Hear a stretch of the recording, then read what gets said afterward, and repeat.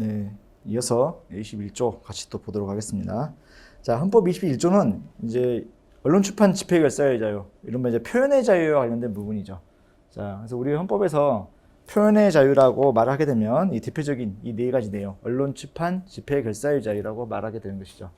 자, 우리 이제 조문에 대한 내용 위주로 조문의 문헌적인 내용이 어떤 것이다라는 걸 1차적으로 파악해보자가 이번 강의의 목표이기 때문에 이 배경에 대한 설명이라든가 뭐 관련 판례까지는 깊이 있게 들어가기는 어렵지만 왜 이 조문이 헌법에 규정되어 있는 것인가 이런 취지들은 어느 정도 파악을 하시려고 고민하시는 게 조문 전체에 대한 큰 틀을 이해하시는 데 도움이 될 거예요. 자, 이른바 표현의 자유라는 부분은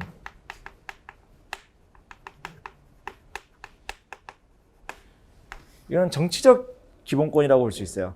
자, 왜 그럴까요? 민주주의 국가에서 자신이 정치적 어떤 주권자로서의 권리라든가 이런 부분들을 누리기 위해서는 여기 나와 있는 표현의 자유, 언론 출판 집회 결사의 자유가 보장이 돼야 돼요. 자, 일단 언론 출판의 자유라는 부분은 내가 민주 시민으로서, 민주주의의 시민으로서 내가 내 어떤 민주적인 의사를 결정하는 데 필요한 정보를 자유롭게 수집할 수 있는 토대가 되는 것이죠. 자, 왜? 언론 출판의 자유가 어떤 정치 권력에 의해서 제약이 심하다라면은 나는 원하는 정보를, 중립적인 정보를 제대로 채택할 수 없게 되겠죠. 이른바 세뇌당할 일도 있겠죠. 자, 그래서 이런 부분이 있는 것이랍니다. 자, 집회 결사의 자유는요, 내 정치적 의사를 표현할 수 있는 자유가 되는 것이겠죠. 자, 그래서 물론 어떤 이제 국민들의 경우에는 언론 출판 자체에다가 내 정치적 의사를 표명해야 하겠지만 이건 보통 이제 모든 국민이 다 그럴 수는 없는 것이고, 그런 언론이라든가 출판이라는 수단을 이용할 수 있는 뭐 소위 지도층 뭐 이런 사람들이 주로 이렇게 이용하게 되겠죠. 여긴 좀 제약적이겠죠. 집회 결사는요, 좀 더 다수가 자신의 어떤 정책 견해를 표출할 수 있는 자유다, 이렇게 보시면 되겠죠. 자, 그래서 원칙적으로 모든 국민은 언론 출판의 자유와 집회 결사의 자유를 가지는데 어느 쪽이 더 집단적 표현이라고 볼 수 있을까요? 언론 출판보다는 집회 결사의 자유가 집단적 표현이 이루어질 수 있는 부분이라고 보겠죠. 그래서 우리가 이쪽을 집회 결사의 자유를 집단적 표현의 자유다, 이렇게 표현하기도 해요. 자, 그래서 이렇게 보시면 되겠죠. 1번을 보시게 되면은, 1항을 보시게 되면은 모든 국민은 언론 출판의 자유와 집회 결사의 자유를 가진다. 자, 그러면 언론 출판에 대해서는 허가나 검열, 그 다음에 집회 결사에 대해서는 허가는 인정되지 않는다 되어 있죠. 자, 허가나 검열, 자, 허가 이렇게 나왔는데, 자, 그러면 허가나 검열이 지금 금지된다는 이야기예요. 뭐에 대해서? 언론 출판에 대해서 허가나 검열이 금지된다고 되어 있는데, 언론 출판에 대해서는 허가나 검열이라고 규정하고 있고, 집회 결사에 대해서는 허가만 금지된다고 되어 있어요. 자, 그러면 이 개념 조사를 한번 보자는 것이죠. 허가라는 부분은 법적으로, 원칙적으로 금지되어 있는 것을 예외적으로 풀어주는 걸 우리가 허가라고 해요. 자, 검열은요, 어떤 표현물에 대해서 그 표현물이 대중에게 공개되기 전에 행정권에 의해서 그 내용의 심사를 받아서 그 표현물의 공개 여부를 결정할 수 있는 권한을 인정하는 것, 이걸 우리가 검열이라고 해요. 자, 그래서 허가나 검열은 본질적으로 보게 되면 원칙적으로 공개하지 않기 위해서 어떤 행정권에 의해서 그 내용의 심사를 당하게 되는 것이죠. 자, 그래서 본질적으로 판례는 허가나 검열은 본질적으로 거의 동일한 성격을 가진다고 보는 것이죠. 왜? 자유롭게 한다는 이야기는 누가, 야, 이거 네가 외부로 너 말고 다른 사람에게, 표의자 말고 다른 사람에게 표출하는 것을 자유롭게 할 수 있게 두는 게, 그냥 내버려 두는 게 아니라 허가나 검열이라는 방식을 통해서 통제하게 되는 것이기 때문에, 자, 어떤 사전적인 규제를 가진 것이죠. 이런 점에서 동일하다고 보는 것이고, 자, 내용적인 면에서는 동일한데 형식이 다른 것이죠. 자, 검열이라는 부분은 표현물이 이미 작성은 돼 있어야 돼요. 뭐 문자가 됐건 어떤 뭐 게시판에 올릴 파일 형식이 됐건. 근데 그것을 공개되기 전에 행정권이 검열 담당자가 들여다보게 되는 것을 말하는 것이겠죠. 자, 근데 집회 결사에는 언론 출판의 경우처럼 공개되기 이전에 그 내용이 작성되어 형성되어 있는 것이 있을 수가 없어요. 즉, 집회 결사에 대해서는 허가만 금지하고 검열은 그러면 허용하는 것이냐, 이런 의문을 가질 필요가 없는 게, 집회 결사에 대해서는 언론 출판에 대한 검열을 할 수 있을 만한 실체 자체가 존재하지가 않아요. 그래서 성격상 안 되는 거예요. 그러니까 이 문구를 혹시 아주 초심자들 경우에는 오해하셔가지고 집회 결사에 대해서는 그러면 검열은 허용되나요? 아니, 그 말이 아니라니까요. 성격상 안 되는 거예요. 그러니까 여기는 검열이 들어있고 여기는 검열이 안 들어있는 이유가, 집회 결사에 대해서는 개념적으로 애초에 검열이 불가능한 거야. 검열을 하려면 뭔가 발표하기 전에 완성되어서 읽을 수 있는 뭔가가 있어야 되는데 그게 없잖아요. 집회 결사는 집회 결사가 비로소 이루어져야지 그때 그게 표현이 되는 거니까. 자, 그래서 집회가 이루어질 거냐 말 거냐에 대한 허가 이런 걸로는 통제할 수 있겠지만 검열이라는 방식이 애초에 적용이 불가능한 거예요. 그러니까 금지할 필요가 없는 거예요. 애초에 못하는 거니까. 자, 그래서 언론 출판에 대해서는 허가나 검열이 금지되고 집회 결사에 대해서는 허가가 금지된다라고 규정되어 있는 것이고. 자, 3항. 통신 방송의 시설 기준과 신문의 기능을 보장하기 위해 필요한 사항은 법률로 정한다 되어 있죠. 자, 통신 방송 대표적인 언론 출판의 방식이죠. 이런 시설 기준과 신문의 기능을 보장하기 위해 필요한 사항은 법률로 정한다. 자, 이 이야기는 뭐냐면 통신 방송에 대한 시설 기준을 정하는 거예요. 그리고 신문 기능이 필요한 기능을 보장해서 필요한 사항을 법률로 정한다는 이야기도 역시 이 사방에서 규정하고 있는 시설 기준과 유사한 거예요. 그러니까 통신 방송, 신문, 자, 이런 언론 출판 이런 관련된 일을 하고자 할 때는 일정한 시설 기준을 정하도록 하는 거. 자, 이거는 그러면은 언론 출판의 자유를 제한하는 것이 아니냐 또는 침해하는 것이 아니냐라는, 자, 부당한 제한으로서 이 언론 출판의 자유를 침해하는 것이 아니냐라는 의문을 가질 수 있는데 그렇지는 않다라는 거예요. 왜? 이게 모든 기본권은 계속해서 강조를 드리지만 무제한으로 인정될 수는 없어요. 자, 합리적인 제한은 필요해요. 그 제한이 너무 과도하면 그 기본권의 본질적인 내용을 침해하는 것으로서 인정될 수 없다. 즉 위헌이라는 판단을 받게 돼요. 자, 위헌에 이를 정도까지는 아니라면 어느 정도 합리적인 기준이 선에서 제한하는 것은 가능하다라고 본다는 거예요. 자, 그러면 헌법에 규정되어 있는 이런 내용들이 과연 합리적인 기준인가라는 부분에 대해서는, 자, 헌법에 정한 기준, 이거는 합헌성 여부를 판단할 수 있어요, 없어요? 자, 합헌성 여부를 판단한다는 이야기는 헌법을 기준으로 해서 법률의 규정이 헌법에 위반되지 않느냐를 판단할 때 주로 논의가 된 거예요. 헌법에 규정된 내용은 합헌성은요, 판단할 수가 없어요. 왜? 헌법 그 자체인데 뭘 판단을 해요. 자, 여기 그러니까 통신과 방송의 시설 기준을 정한다. 이 부분은 헌법 규정이니까 이거는 합헌적인지 아닌지 판단할 여지가 없어요. 헌법에 규정되어 있는데. 자, 근데 여기 신문의 기능을 보장하기 위해 필요한 사항을 법률로 정한다. 자, 그럼 이 내용은 시설 기준, 똑같이 시설 기준인데 통신과 방송의 시설 기준은 헌법에 직접 근거가 있고 신문에 대한 내용은 시설 기준은 법률로 정했기 때문에 그 법률로 정한 내용이 헌법에 위반되는지 여부에 대한 것은 심판 대상이 될 수 있을까 없을까? 그건 되죠. 그래서 판례가 있죠. 자, 그러면 그 판례에 이야기 되면은 신문사에 대한 어떤 시설 기준을 두는 거, 그 자체는 위헌일까요, 합헌일까요? 자, 그건 합헌이에요. 시설 기준에 제한을 두는 것. 자, 근데 시설 기준에 제한을 두는 것은 합헌인데 그 시설 기준이 너무 높아. 그래서 언론 출판의 자유에 대한 본질적인 내용을 침해하는 수준이 된다. 그러면 인정이 안 되겠죠. 자, 그러면 어떤 기준을 제시했냐면, 자, 신문사에 대한 시설 기준을 제한할 수 있어요. 왜? 왜 제한하느냐? 그 목적이 뭔가를 파악해 봤더니 너무 규모도 안 갖춘 데서 이렇게 막 하게 되면은 나중에 허위 정보라든가 이런 게 막 유언비어가 날조돼서 떠들고 해도 누가 책임질 주체도 없고 나중에 그로 인한 어떤 사인의 명예훼손이라든가 이루어졌을 때 책임질 기관도 없고 이건 너무 영세한 것들은 인정되지 않아야 되지 않겠느냐? 그래서 일정한 정도의 시설 기준을 요하는 건 필요하다. 이런 목적이 정당할 것 같죠. 자, 그래서 인정하는 거예요. 자, 그런데 일간지 신문사 하려면은 뭐 월 몇만 부 이상의 일간 인쇄량을 갖춘 인쇄소를 직접 소유해야만 언론사가 될 수 있다. 이렇게 기준을 정한다면요. 이건 너무 과도하다는 거예요. 이건 뭐 재벌 아니면 못하겠네 이런 것이죠. 아니, 인쇄물을 그날그날 찍어서 배부할 수 있는 인쇄소를 직접 가지고 있지는 않더라도 계약을 통해서 연간 계약 또는 뭐 단연 계약, 1년 계약이 아니면 뭐 단연간 계약을 통해서 그런 시설 기준 요건을 충족시킬 수 있으면 될 텐데 직접 소유한 경우에만 허용하겠다고? 이건 너무 과도한데? 자, 방금 이 내용이 그래서 위헌 판단을 받았어요. 자, 이런 것들이 법률로 정한 경우에는 위헌 판단의 대상이 될 수 있어요. 근데 헌법에 근거한 것은 이 헌법 자체이기 때문에 위헌성 판단은 안 된다. 이것도 이제 부수적인 쟁점으로 한번 파악을 해주시면 되겠고, 자, 언론 출판의 자유라고 이제 포괄적으로 규정이 되어 있지만 우리 헌법에 명시적으로 어떤 기본권이라고 명칭이 나와 있지 않더라도 새로운 개념의 기본권 등을 확장적으로 인정을 해요. 그러니까 헌법의 명문에 규정이 되어 있지 않아도 이런 것도 혹시 기본권의 내용으로 보장되는 게 아니야? 자, 그러면 자, 헌법상의 기본권으로 인정된다는 것이죠. 그래서 특히 여기 언론 출판의 자유와 관련된 부분은 의사표현의 자유, 그다음에 알 권리, 그다음에 어세스권. 자, 어세스권에 대한 내용은 뭐냐면 언론 출판의 기구에 내가 접근할 수 있는 권리, 그게 어세스권이라고 해요. 언론기관의 자유라든가 이런 것들도 자, 언론 출판의 자유와 관련된 내용으로 이해를 한다는 것이죠.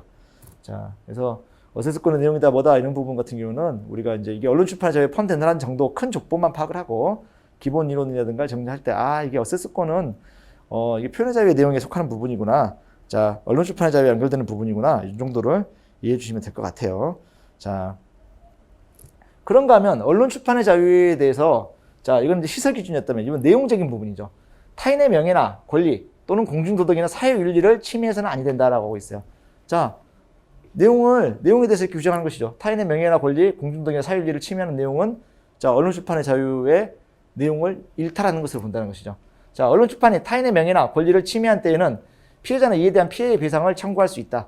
자, 헌법이 무엇을 박아놓은 거죠. 자, 이 조항은 이 내용 자체를 문헌적으로 이해하는 것도 중요한데 표현을 살짝 바꿔가지고 지문화 시키면은 내가 헌법 조문을 읽긴 읽었는데 이런 내용이 있었나라고 표현이 살짝 바뀌면 또 잠깐 또 멍해지는 수가 있어요. 자, 어떤 식으로 표현을 바꾸냐면 자, 이건 실제로 기술된 지문 형태가 이랬어요. 우리 헌법상엔 어떤 기본권의 침해에 대해서 직접적인 피해 배상 청구권을 피해자에게 인정하고 있는 규정이 있다라고 물어본 거예요. 자, 피해자에게 피해 배상을 청구할 수 있는 권리를 인정한 어떤 기본권의 침해를 당한 경우에 인정한 명문의 규정이 있다라고 했을 때 그게 이 조항인 거예요. 자, 21조 4항. 자, 타인의 언론 출판사 기관의 사이에서 명예나 권리를 침해당한 경우에 이 피해자는 피해 배상을 청구할 수 있는 권리가 인정이 됐다는 것이죠. 자, 우리가 이제 뒤에서 나오겠지만 국가에 의한 기본권 침해, 국가에 의한 불법 행위로 인한 피해를 입은 사람이 국가에 대해서 배상을 청구할 수 있는 거. 이것과는 이건 별개의 내용이에요. 왜? 여기서 언론 출판사는 국가기관이 아니잖아요. 그러니까 국가기관이 아닌 나와 법적으로 동일한 제3자인 개인에 의해서 기본권 침해가 이루어진 경우에도 손해배상을 청구할 수 있다라는 헌법상 근거가 명문의 규정이 있다가 21조 4항에서 확인한 내용이라는 것이죠. 20조 4항에서는 언론 출판의 자유에 대해서 그 내용을 규정하고 있다는 것이죠. 그러니까 모든 기본권에서 그렇게 규정하고 있는 건 아니지만 21조 4항에 그 규정이 있음을 알고 있느냐라는 걸 전제로 물어보는 지문이 있었다는 거예요. 자, 그래서 그 지문을 마주치고 헌법 조문 내가 꼼꼼하게 본 적이 있는데 이게 뭔 소리지? 하고 멍하실 수 있는데 이게 그 내용이라는 거예요. 자, 22조. 자, 모든 국민은 학문과 예술의 자유를 가진다. 자, 이 조문은 꼭 그렇게 어렵지 않아 보이죠. 자, 학문과 예술의 자유를 가진대요. 모든 국민이. 그다음에 저작자 발명가, 과학기술자와 예술가의 권리는 법률로서 보호한다. 이 조문은요, 원칙적으로 이런 내용이 헌법에 있었어? 이런 좀 낯선 조문일 수 있는 내용이에요. 그래서 자, 저작자, 발명가, 과학기술자와 기술자의 권리를 법률로서 보호한다라는 내용이 헌법에 규정이 있다는 것이고, 자, 여기서 말하는 모든 국민은 외국인 포함될까 안 될까요? 학문과 예술이니까 이건 당연히 외국인도 포함되겠죠. 대학은요. 자, 대학의 기본권 주체성이라든가 이런 게 인정되느냐 이런 부분들, 또 단체의 기본권 주체성이 인정되느냐 이런 부분들은요. 그런 기본권과 관련된 단체 이름을 여러분들이 들어본 적이 있는지를 한번 생각해 보시면 돼요. 자, 학문과 예술 관련돼 가지고는 제일 떠오르는 게 뭐예요? 대학이잖아요. 대학은 단체잖아요. 그러니까 단체, 법인, 이런 게 있었네? 자, 이게 만약에 위헌이라면 기본권 주체성 인정이 안 된다면 그런 법인들은 뭔가 활동이 위축되거나 뭔가 그렇다라는 부분들이 여러분이 살아오면서 뭔가 들은 게 있을 수도 있을 거예요. 그러니까 이제 하나의 이제 팁인데 어떤 기본권에 관련돼서 법인도 기본권 주체성이 인정되느냐 하는 부분은 그와 관련된 법인이 존재하고 그런 법인이 실제로 사회적으로 어느 정도 활발하게 활동하느냐 이걸 여러분들이 떠올려 보시면 되는 것이죠. 자, 종교에 대해서도 법인에게도 종교의 자유에 대해서 법인의 기본권 주체성이 있다고 했었죠. 어떻게 해요? 교회 많이 있잖아요. 뭐 사찰 같은 경우도 법인일 수 있잖아요. 자, 이런 것도 있을 수 있는 것이죠. 자, 그렇게 이해해 보시면 되는 거예요. 그래서 보시면 되겠고, 자, 이런 학문과 예술의 자유는 연역적으로 건국헌법 때부터 규정하고 있었고, 자, 이제 대학의 자유, 학문의 자유 이런 부분은 이제 대학의 자유권, 대학의 자치 이 부분과 관련돼서 판례가 상당히 많아요. 그런데 이제 이 헌법 조문만 가지고는 그 부분 다 설명할 수 없기 때문에 일단 이제 그런 큰 틀에서만 생각이 되는데, 자, 학문의 자유의 내용에 대학의 자유, 대학의 자치 또 포함된다. 뭐 이렇게 인접한 내용으로 인정된다. 이런 정도로 일단 파악을 해주시면 될 것 같고요. 자, 23조는 자, 모든 국민의 재산권은 보장된다 돼 있어요. 자, 모든 국민의 재산권은 보장된다. 자, 그 내용과 관계는 법률로 정한다. 자, 그러면 여기서 이제 떠올려 보셔야 될 게 재산권이 보장된대요. 자, 그런데 내용과 한계는 법률로 정한대요. 자, 그럼 재산권은 무제한의 권리예요? 제약이 가능한 권리예요? 제약이 가능해요. 자, 근데 그 한계를 법률로 정한다라고 여기서 또 규정을 다시 한번 해봤어요. 자, 이런 조항이 다른 기본권에는 그 내용과 한계는 법률로 정한다라고 특별히 규정하고 있지 않아요. 그러면 이렇게 규정하고 있지 않은 기본권은 그 내용과 한계가 설정이 필요 없는 것일까요? 그렇지 않다고요. 37조 2항, 앞으로 배우게 된 37조 2항에서 자, 기본권에 대해서 일반적으로 제한할 수 있는 근거를 마련하고 그때도 역시 법률로서 제한한다고 하고 있어요. 자, 근데 그 조항이 있음에도 불구하고 이게 설령 없어도 37조 2항에 다 37조 2항으로 해결될 수 있는데 그 조항이 있음에도 불구하고 이 23조 재산권 조항에서는 또 같은 내용을 또 특별히 규정하고 있어요. 자, 그 같은 내용을 굳이 규정하지 않아도 되는데 여기다 규정했다는 것은 강조의 의미일까요? 쓸데없는 짓을 한 걸까요? 강조의 의미라고 봐야 되겠죠. 그래서 사유재산권에 대한 부분의 제약이라는 부분을 가능하다는 것을 다시 한번 강조한 부분이다 이렇게 보시면 되겠고, 자, 이건 강조가 필요한 이유는 뭐냐면 우리가 기본권의 역사를 통틀어서 보면 이 기본권의 역사는 우리나라만을 이야기하는 게 아니고요. 우리나라는 근대헌법이 태동해가지고 그게 발전해서 현대헌법이 되는 과정을 스스로 겪은 나라가 아니에요. 근대헌법은 유럽의 국가들이 예를 들면 이른바 시민혁명을 통해서 시민의 자유와 권리라는 의식이 싹트고 그렇게 생성된 게 근대헌법이죠. 그게 이제 발전해서 현대헌법이 된 거예요. 자, 우리나라는요, 현행헌법이 지금 구차개헌헌법이라고 했잖아요. 자, 그럼 재헌헌법은 몇 년도 했어요? 1948년이죠. 그러니까 20세기 중반에 비로소 헌법이 만들어진 거예요. 이 헌법은 현대헌법이라고 할 수 있겠죠. 자, 이거는 이미 근현대 헌법의 발전을 거쳐서 유럽이 이룩해놓은 헌법적인 성과들을 그대로 갖다가 쓴 거예요. 그래서 이런 부분들이 그런 기본권 발전의 역사라든가 이런 부분들이 우리 게 아닌데, 자, 서구의 기본권 발전의 역사를 보게 되면 기본권은 처음에 자유권부터 인정이 됐어요. 자유권. 자, 자유권이라는 부분의 가장 대표적인 건 우리가 지금까지 공부했던 내용 중에 신체의 자유 설명했었죠. 자, 나의 신체를 부당하게 국가 공권력에 의해서 구속당하지 않을 것. 자, 그 다음에 재산이에요, 재산. 자, 중세에서 근대로 넘어오던 시절에 시민혁명이 싹트기 이전에, 권리의식이 싹트기 이전의 시대를 보게 되면 봉건, 영주, 뭐 국왕 이런 세력들이 자신의 지배를 받는 국민들을, 자, 신체의 자유와 재산권을 무지막지하게 침해했어요. 신체의 자유 침해했던 건 뭘까요?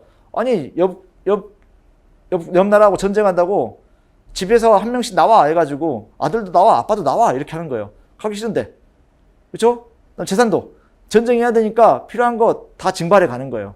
자, 그전에는요 그냥 막 했어요. 자, 근데 이제 시민사회 계층이 의식이 좀 높아지고, 그다음에 이제 그럴 만한 또 협상을 할 만한 힘이 갖춰져야 되겠죠. 그래서 우리가 시민 계급이 힘을 가진 시기, 이때 비로소 시민혁명이 일어난 거예요. 그럴 만한 힘이 있어야지 싸우죠.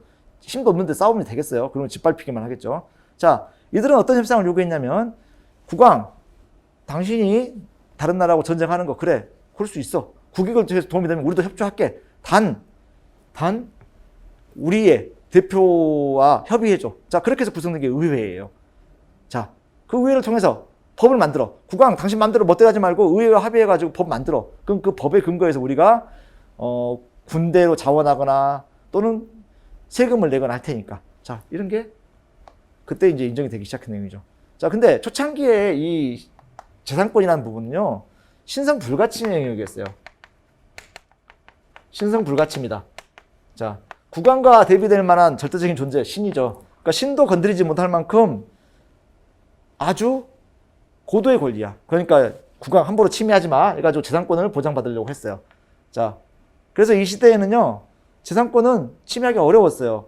자, 근데 지금은요, 자, 재산권을 자유롭게 신성 불가침 영역으로 가지고 보느냐? 그렇진 않아요. 재산권의 자유도 제한돼야 된다라고 해석이 되고 있어요. 자, 그러면 근대에 비해서 재산권의 보호 범위는 축소된 거네요? 맞아요. 축소됐어요. 자, 근데 대부분의 기본권은요, 근대에서 현대로 넘어오면서 기본권의 내용이 확장적으로 해석이 돼요. 과거보다 기본권의 내용이 보장되는 영역이 더 커져요.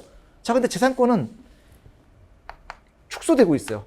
재산권이 보장되는 영역. 이상하다 생각할 수 있는데, 자, 왜 그러느냐? 재산권이 가진 특수성 때문에 그런 건데요. 자, 재산권도 신성 불가침 영역이다 해가지고 처음에는 굉장히 크게 인정을 했어. 제한이 거의 불가능하게.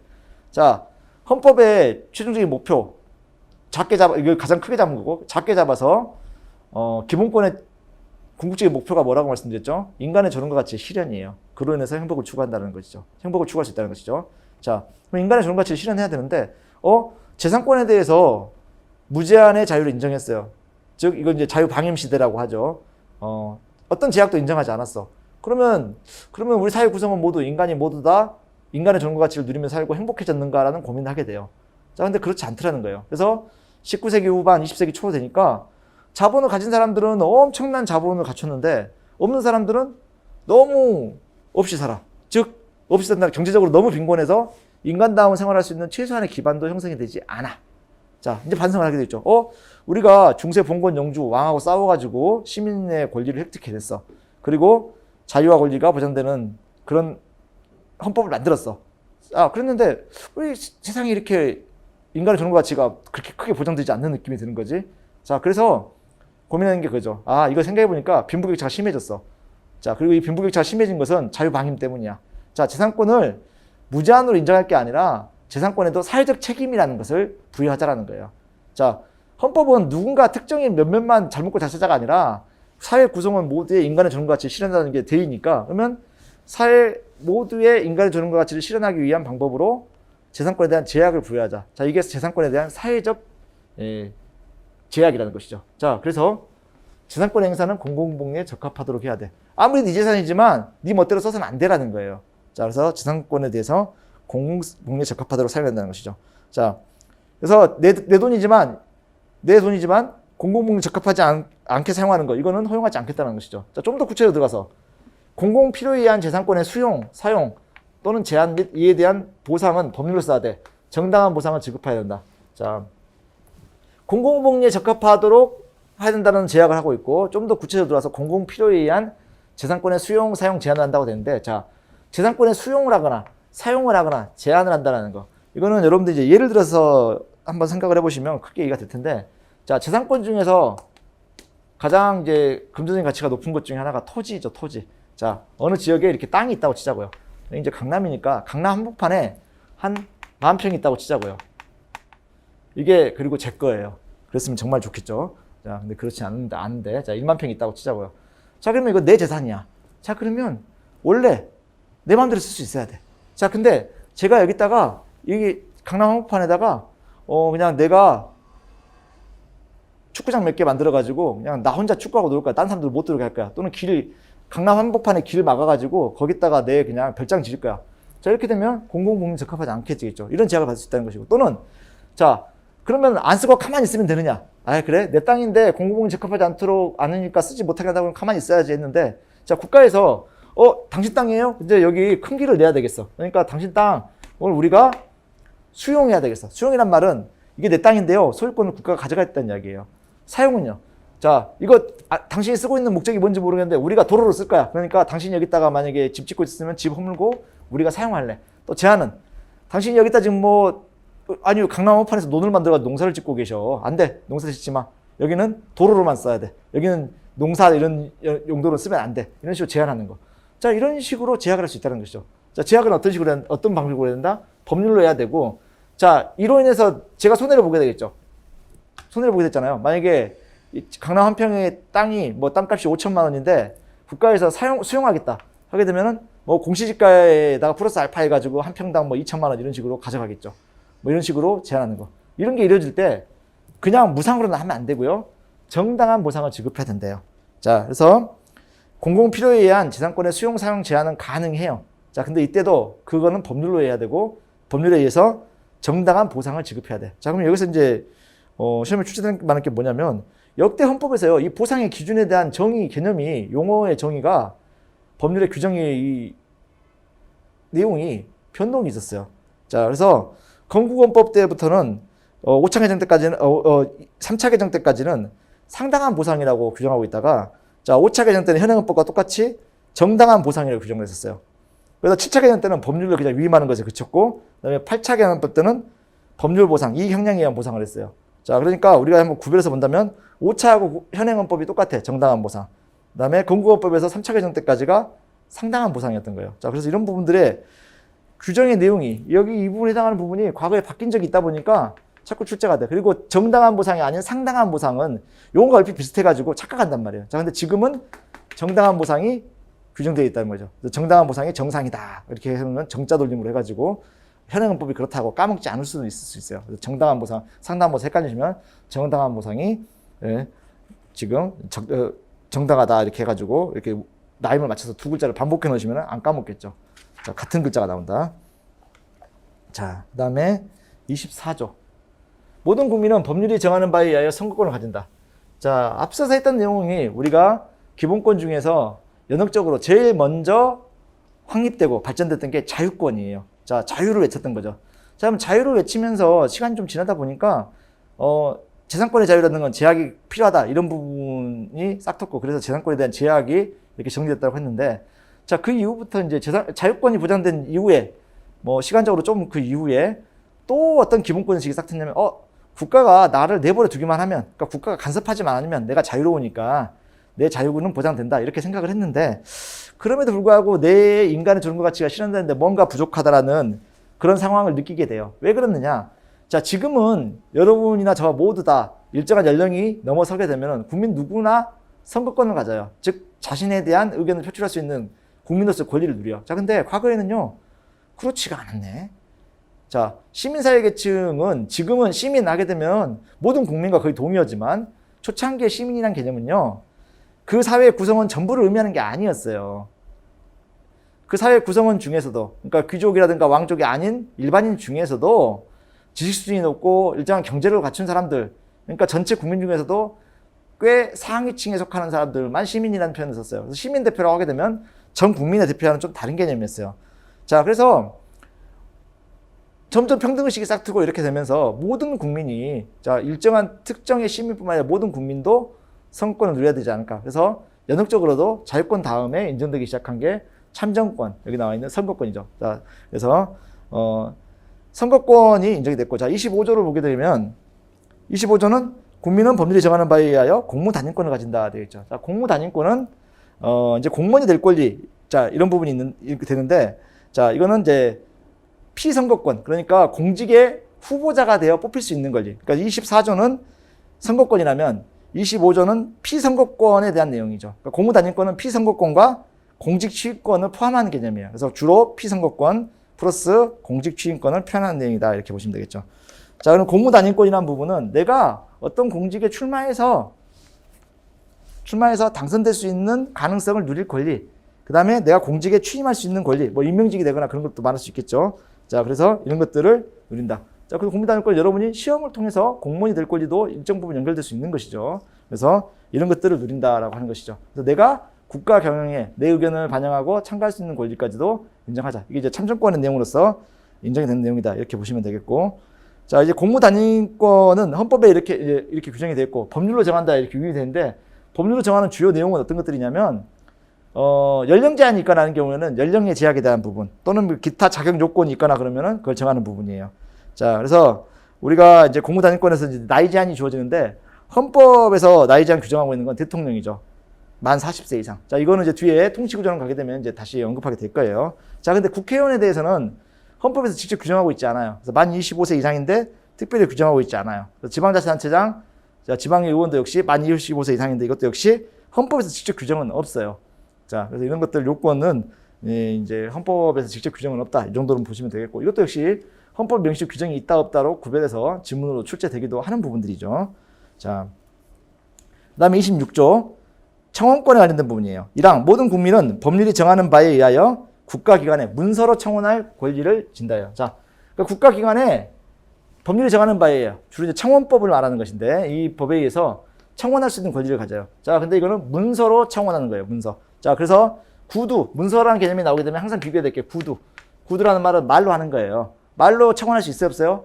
안 돼요. 헌법에서 구두로 청원할 수 있다는 내용이 없어요. 문서로 청원할 수 있다라고 형식을 모두 박아놨어. 자, 우리 헌법상 구두에 의한 청원은 인정되지 않아요. 왜? 문서로 청원할 권리를 가진다고 규정하고 있으니까. 자, 그리고 헌법 26조 2항에서는 국가는 국민의 청원에 대하여 심사할 의무를 진다고 돼 있어요. 심사할 의무를 진다. 자, 우리 헌법에서 규정하고 있는 명문의 규정으로 청원에 대해서 뭘 어떻게 규정하고 있어요? 심사할 의무를 진다는 부분을 규정하고 있어요. 자, 그러면 자, 여기서 이제 고민해 볼게. 자, 해석이 붙여야 될게. 자, 이 문서로 청원할 수 있다고 한 부분에 대해서 자 그러면 옛날에는 문서 하게 되면 이제 종이, 페이퍼만 의미했겠지만 요새는 문서라는 개념에 포함될까 안 될까 고민되는 게 전자문서라는 게 생겼어요. 이건 이제 종이로 된 것이 아니고 컴퓨터 파일이라든가 이런 전자기적인 신호인 것이죠. 자, 이거는 그러면 여기서 말하는 이 문서의 범죄에 포함될까요? 자, 이건 우리가 해석상 이걸 확장해서 해석할 수도 있는 것이지만 이 법률이 정하는 바에 의하여 구체적 입법에 의해서도 헌법에서 말하는 이 문서의 의미에는 전자문서가 포함된다. 라는 식으로 입법으로도 확정할 수 있는 거예요. 자, 그래서 이 부분은 전자문서도 역시 문서에 포함되는 것으로 해석할 수 있어요. 자, 이거는 해석이 아니라 해석이 먼저 이제 형성이 됐겠지만 청원법의 규정에 이렇게 확인을 해버렸어요. 자, 그러면 법에서 법조문 관련돼서 출제하기도 쉽겠죠.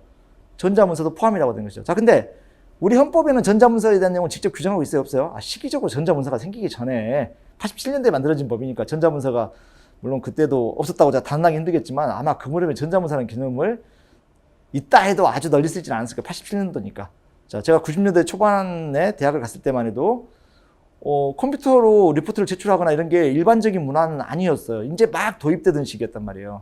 자, 그러니까 문서라는 개념이 컴퓨터 작성해가지고 이메일로 보낸다? 이메일이 생기기 전이에요. 자, 그렇게 제출하면 제출을 인정했을까 안 했을까요? 이메일 없는데 뭐 이메일을 제출을 해요. 자, 문서로 타이핑했더라도 프린터 해가지고 출력 못하면은 교수님 제가 파일이 있는데 프린터가 안 돼가지고 그러면 제출 안 한 거였어요. 자, 지금은요. 전자문서도 문서와 동일하다고 법이 규정하고 있기 때문에 전자문서도 문서의 범죄에 포함시켜. 자, 근데 단 헌법에서 명시적으로 규정한 거가 있는 거 아니야. 헌법에 위반되지 않는 범위 내에서 법률로 확장해서 진정하고 있는 것이죠. 자, 이걸 왜 설명을 드리고 있냐면 청원에 관련된 심사 의무 같은 부분도 헌법에서는 심사 의무만을 규정했어. 자, 근데 청원법에서는요. 헌법에서 규정하고 있는 심사 의무에서 한 발짝 더 나아가. 자, 심사, 국민이 청원을 제출했어? 그러면 국가기관이 심사를 해주느냐? 어이구, 고맙네. 이걸로 끝나는 게 아니고, 국민에게 그 청원의 결과를 통지해야 될 의무까지 준 거예요. 자, 그래야 국민이 덜 답답하죠. 내가 기껏 청원을 했는데, 이걸 내가 청원한 걸 들여다보기는 하는 거예요. 많은 거예요. 이렇게 의문이 생겼는데, 헌법에서 심사를 의무를 준다고 했기 때문에, 심사를 하겠지라고 믿을 수 있어.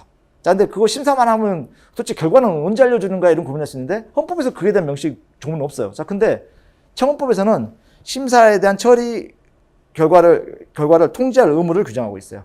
자, 그래서 결과 통지 의무. 자, 이 부분은 청원법에서 규정하고 있어요. 헌법에서는요. 심사 의무까지만 규정하고 있어요. 자, 근데 이게 또 지문에 출제될 때 우리 헌법상 청원권의 내용으로는 청원에 대해서 심사 의무와 결과를 통지할 의무까지 포함한다 하게 되면 맞는 말일까요? 틀린 말일까요? 헌법상 청원권의 내용으로는 심사 의무와 결과 통지 의무를 포함한다. 틀린 말일까요? 틀린 말이지 않을까요? 여러분 틀렸다고 생각하기 쉬워요. 왜냐면 헌법상이라고 했으니까 이건 아니지 않나요? 근데 자, 헌법상이란 말을 잘 구별하셔야 돼요. 우리 헌법상이라는 말은요. 헌법에 규정된 명문에 규정된이란 말과는 좀 다른 말이에요. 헌법상이란 말은 헌법 질서 내에서 인정되는 의미라는 거죠. 자, 청원법은 헌법 질서 내에 있어요? 없어요? 헌법 질서 내에 있죠. 헌법 위반되면 인정이 안 되니까. 그러니까 헌법상 기본권이라고 하게 되면, 헌법상 청원권이라고 하게 되면 헌법 질서 내에서라는 말이 되기 때문에 헌법의 명문의 규정과 이 청원법의 내용까지도 헌법상 청원권의 내용이다 이렇게 인정될 수가 있어요. 자, 근데 이게 출제자들이 표현을 좀 이제 일관성 있게 쓰지 않아서 그런데 어떤 경우는 헌법상 이렇게 하게 되면 명문의 규정으로, 그러니까 헌법의 문자적인 의미로 이런 의미로 쓰이는 문제도 있긴 한데, 자, 일반적으로는 우리가 구별해 주자는 거예요. 헌법에 명문의 규정이 있다 하게 되면 결과통지문은 헌법에 명문의 규정은 없는 거예요. 자, 근데 헌법상 청원권 하게 되면 넓게 보면은 헌법에 규정된 것과 헌법에 근거한 그리고 헌법에 위반되지 않는 범위 내에서 입법이 형성한 이런 내용도 헌법상 청원권의 내용이긴 한 거죠. 그러니까 이것도 맞는 질문이 될 수도 있어요. 자, 그래서 이 지문은 나중에 이제 여러분들이 OX 문제 풀 때 접하게 되시겠지만 굉장히 많은 학생들이 이게 뭔 소리야 하고 헷갈리는 부분이죠. 자, 그리고 또 하나 지금 우리 헌법상, 그러니까 헌법의 명문에 규정되어 있는 청원의 결과의 심사 의무와 플러스 결과 통지 의무. 자, 이거는 청원법에 규정되어 있다고 했는데, 자, 청원의 결과를 통지할 때에는 청원에 관련된 결과에 대한 이유까지 통지할 의무가 포함된다. 이런 질문을 제기할 수 있어요. 질문이 던져지곤 해요. 자, 이 부분은 그렇지 않다예요. 자, 그러니까 청원의 제기에 그러면 심사할 의무를 심사한 다음에, 자, 보통 이제 청원의 결과에 대해서 처리는 결과 통지는 어떻게 되냐면, 아쉽지만, 자, 규하가 제기한 청원 사항에 대해서 우리가 성실히 검토하였습니다. 아쉽게도 귀하의 청원을 받아들일 수 없음을 유감으로 생각합니다. 앞으로도 많이 국정에 관심을 가져주세요. 끝! 자, 보냈어요. 자, 왜 청원을 받아들이지 않았는지 이유가 표기가 안 돼 있어. 자, 그러면 이때 국민에게는 결과 처리 의무에는 왜 그랬는지 이유까지도 알려줘야 될 의무가 있는 거 아닐까라는 의문을 제기할 수 있겠죠. 자, 근데 그건 인정되지 않는다라는 거예요. 자, 심사하고 처리 결과만 알려주면 되는 거지. 왜까지는 알려줄 의무가 포함되지 않는다라고 해석한다는 거예요. 자, 그래서 이런 부분들 보시면 되겠고. 자, 그럼 27조로 넘어왔어요. 27조는 재판을 받을 권리예요. 자, 재판을 받을 권리는 모든 국민은 헌법과 법률이 정한 법관에 의하여 법률에 의한 재판을 받을 권리를 가진다 되어 있죠. 헌법과 법률이 정한 법관이라고 되어 있죠. 자, 그러니까 법관이 아닌 예를 들면 뭐 군인이라든가 무슨 국가 원로라든가 정치인이라든가 이런 사람들이 사법권 행사해가지고 누구의 운명을 결정하는 그런 재판을 해서는 안 된다는 의미라고 생각하시면 되겠죠. 그리고 법률에 의한 재판이라고 되어 있으니까 자, 사법부가 담당하는 재판이야지 무슨 군인들이 모여가지고 우리 무슨 비상대책위원회 뭐 이런 식으로 되고 헌법에도 규정되지 않은 식으로 누군가를 판단해가지고 뭐 사형 유치한다든가 이래서는 안 된다. 그런 의미겠죠. 자, 그래서 재판을 받을 권리라는 내용에 헌법과 법률이 정한 법관과 법률에 의한 재판을 받을 권리. 이게 이제 가장 핵심적인 내용이고요. 자, 그러면 여기 이제 2항을 내용을 보시면 군인 또는 군무원이 아닌 국민은 대한민국 영역 안에서는 중대한 군사상의 기밀, 초병, 초소, 유독음식물 공급, 포로, 군용물에 관한 죄 중 법률이 정한 경우와 비상계엄이 선포된 경우를 제외하고는 군사법원의 재판을 받지 아니한다 돼 있어요. 자, 누가요? 군인 또는 군무원이 아닌 국민이에요. 자, 그러면 군인 또는 군무원은요? 군사재판을 받는 거예요. 언제? 자, 이런 경우가 아닌 경우에도. 자, 그러니까 이 주어하고 이제 서술어하고 중간에 있는 걸 잘 보셔야 돼요. 자, 군인 또는 군무원이 아닌 국민에 대해서 자, 이런 경우가 아닐 때 군사법원의 재판을 받게 하면요. 그건 헌법에 위반되는 거예요. 자, 그러면 여기서 이제 주어는 이해했어. 그리고 상황은 이해했어. 자, 그럼 여기 있는 내용들도 한번 숙지해 보자고요. 중대한 군사상의 기밀, 초병, 초소, 유독음식물 공급, 포로, 군용물에 대한 죄 중 법률이 정한 경우. 자, 그러니까 여기 죄한 죄 중에 모두가 아니라 이 중에서도 법률이 또 정한 것이어야 돼요. 그리고 비상계엄이 선포된 경우. 자, 그러니까 군인 또는 군무원이 아닌 국민은 군사재판을 받을 수 있는 경우가 있어요, 없어요? 있어요. 비상계엄도 있다고요. 그 다음에 중대한 군사상 기밀, 초병, 초소, 유독음식물 공급, 그다음에 포로, 군용물에 관한 죄 중에 법률이 규정하고 있는 경우에는 군사재판의 대상이 될 수 있어요. 자, 원래 민간인은 군사재판을 받으면 안 되는데 민간인도 군사재판을 받을 수 있는 경우가 헌법에 예정되어 있다. 맞아요. 맞아요. 틀린 말 아니죠. 자, 그리고 여러분들이 헌법 조문을 이제 뭐 토시 하나 빠짐없이 외울 필요는 없다라고 말씀을 드리곤 했는데 간혹 몇몇 조문들을 그렇게 외워야 된다. 제가 강조도 드리기도 해요. 자, 근데 27조 2항 같은 경우에 여기 나열되어 있는 내용들을 혹시 다른 게 섞여 들어가면 혼동하지 않을 정도로는 기억을 하실 수 있어야 돼요. 그래서 저는 이거를 이제 외우는 방법으로 하나 이제 연상을 해서 이제 정리를 해놨어요. 자, 여러분이 이 내용을 다 이제 외우시려면 자, 한번 상상을 한번 해보자고요. 여러분이 스파이야. 뭐 007이 됐건 뭐가 될까 하여튼 여러분이 스스로가 스파이라고 상정을 해봐.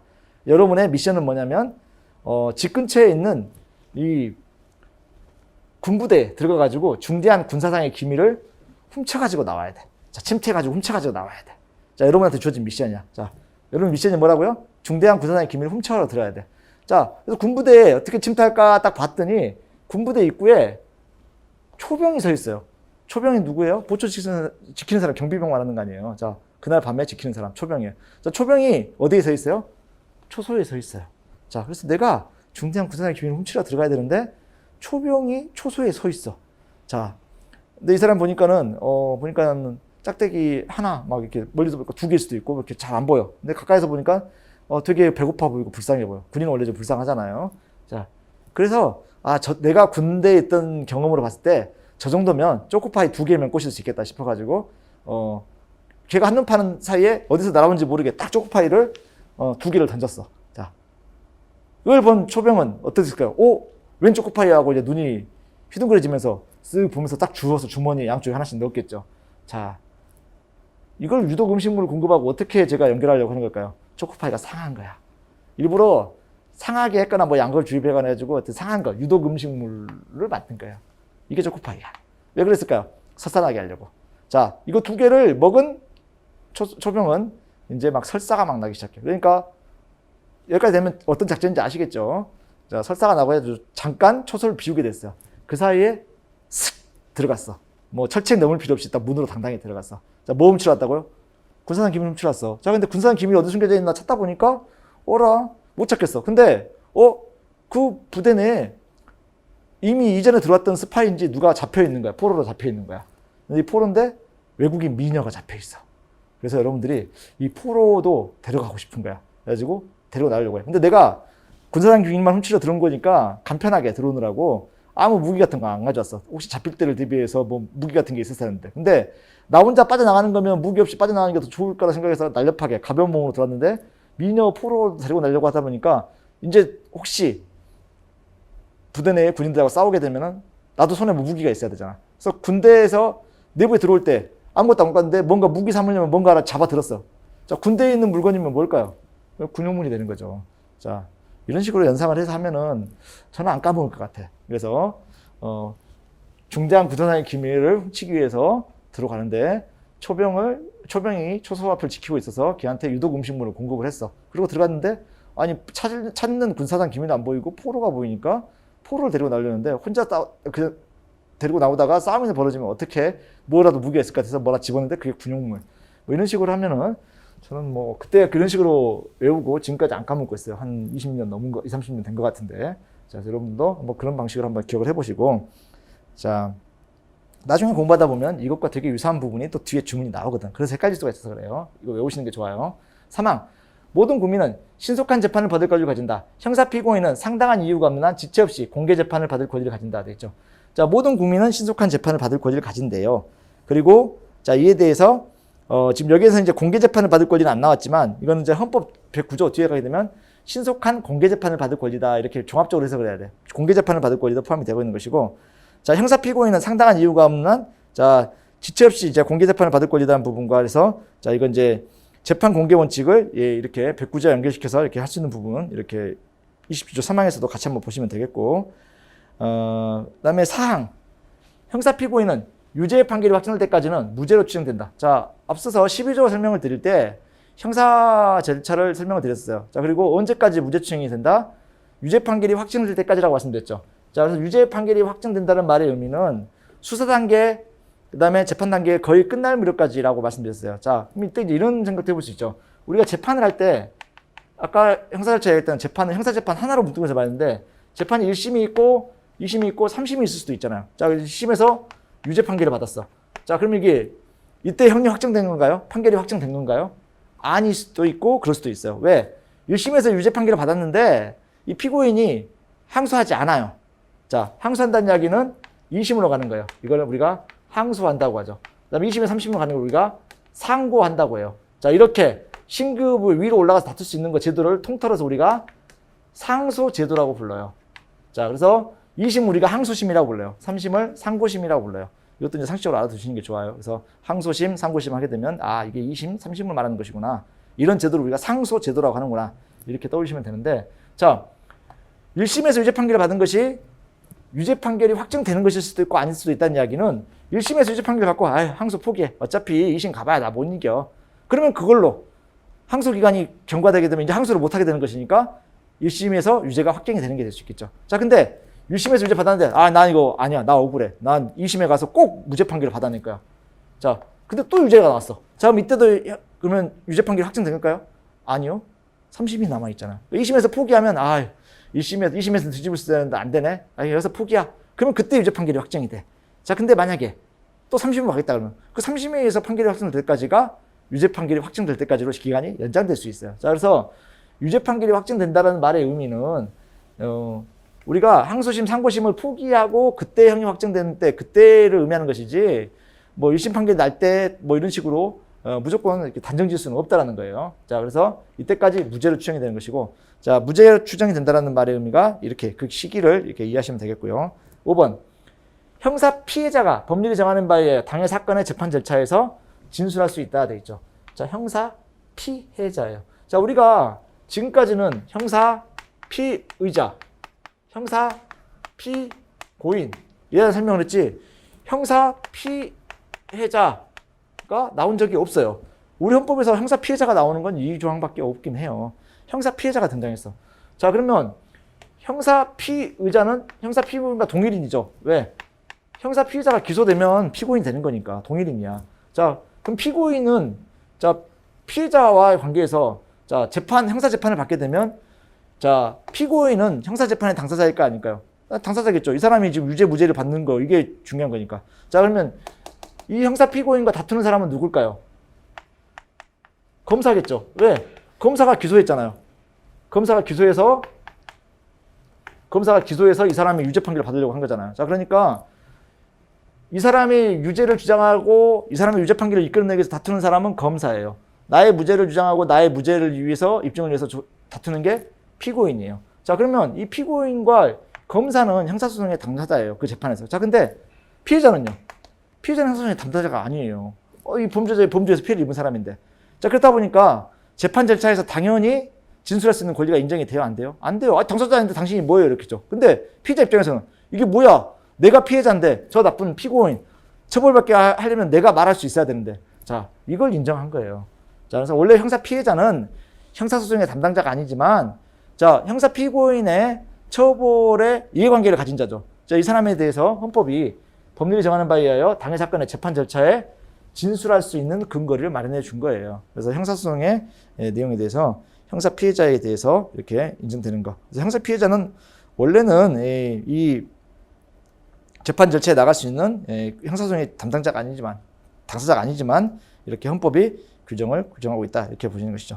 자, 그리고 이 무죄추정의 원칙이라는 부분, 자 무죄추정의 원칙이라는 부분에 대해서 자 제가 아까 언급을 해드릴 때 형사 피고인이라고 규정되어 있어도 형사 피의자가 당연히 포함되는 것이냐라는 그런 개념을 고민했다고 말씀드렸죠. 아까 국선 변호인의 경우에는 형사 피고인에게만 인정된다. 그리고 형사 피의자에게는 인정 안 된다. 이게 구별해서 봐야 된다고 했다면 형사 피고인이라는 규정되는 게 형사 피고인만으로 있었던 것이라면 여기 형사 피고인에게 유죄 판결할 때까지 무죄로 추정된다는 이야기는 자 그러면 형사 피의자는 무죄추정칙 적용받는다는 거예요? 안 받는다는 거예요? 자 여기 형사 피고인이라고 쓰여 있지만 개념상 당연히 형사 피의자도 포함된다고 해석하는 게 당연하겠죠. 왜요? 아니 형사 피고인은 이미 기소까지 된 사람인데도 무죄추정이 돼. 자 그러면 기소가 되기 전 단계에 있는 형사 피의자는 더 당연히 무죄추정칙이 적용돼야 되는 것이겠죠. 그래서 우리 헌법에서 좀 더 정확하게 하려면 형사 피의자, 형사 피고인은 이렇게 규정했다면 더 좋았을 텐데 그렇게 규정은 안 되어 있지만 형사 피고인이라는 규정에 대해서도 이 27조 4항에서 형사 피고인이란 말에는 형사 피의자는요 당연히 포함된 개념이에요 라고 이렇게 해석하는 게 논리적으로 당연한 것일 거라는 거예요. 그래서 형사 피고인이라고 규정되어 있지만 형사 피의자 포함 이렇게 해석이 돼야 된다라는 것이죠. 자 여기까지 하고 또 잠시 쉬었다가 28조부터 이어가도록 하겠습니다.